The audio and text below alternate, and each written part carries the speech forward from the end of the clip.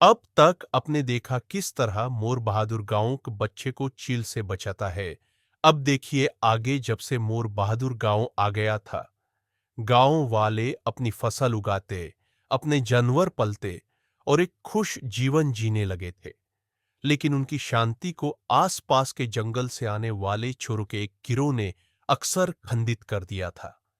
ये चोर रात को छुपके से गांव में घुस आते और अनाज, मुर्गियां और जो कुछ भी वो उठा सकते चुरा ले जाते। गांव वाले डरे हुए थे और बेसहारा महसूस कर रहे थे। एक बेचांद रात को चोर फिर लौट आए। मोर बहादुर कुत्तों के बेचैन भौंक सुनकर घर के बाहर आया। उसने देखा कि कुत्ते चोरों को देखकर भौंक रहे थे। उसने सीधा उन पर हमला नहीं किया, बजाय वो अपने घर की छत पर चढ़ा जोर जोर से चीखने लगा। आवाज सुनी रात में बिजली की तरह कड़क उठी।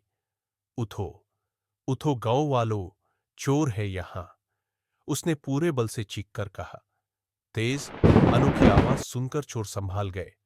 हर घर में लाइट जलने लगी, दरवाजे और खिड़कियां खुलने लगीं और गांव वाले लथियान और ललतन लेकर सड़क पर आ गए।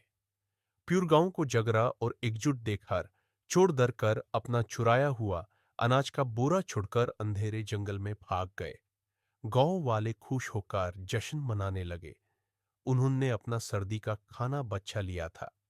वो मोर बहादुर के आसपास जमा हो गए, युस ढेरों शुक्रिया अदा करते हुए। लेकिन तुमने तो उनसे आकर लड़ी तक नहीं की, मोर, एक छोटे लड़के ने कहा। तुमने तो बस शोर मचाया। मोर बहादुर समझदारी से मुस्कुराया। बेटा, असली बहादुरी हमेशा लड़ने में नहीं होती। कभी कभी सबसे बड़ी हिम्मत अकल से काम लेने में होती है। मेरा शोर ही तो एक हथियार था।